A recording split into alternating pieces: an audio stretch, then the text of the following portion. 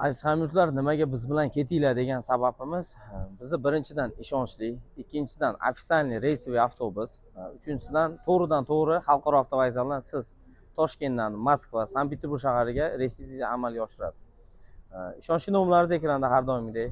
Bu videomizni podelitsa qilishni unutmanglar. Rossiyaga ketmoqchi bo'lganlar akalarimizni jo'natib qo'yamiz. Aziz do'stlar, avtobus to'g'risida kelsak, davlat tomonidan qo'yilgan reysiviy avtobus haftada Moskva shahari 4 marta yuradi. Dushanba, chorshanba, payshanba va juma kuni. Martda 15-dan keyin haftada 5 kun bo'ladi. Toshkent, Sankt-Peterburg haftada 2 marta, dushanba va juma kuni. Qo'shimcha reyslar ham amalga oshadi mart oyidan. Bizda Krasnodar yo'nalishlariga ham ketsanglar bo'ladi.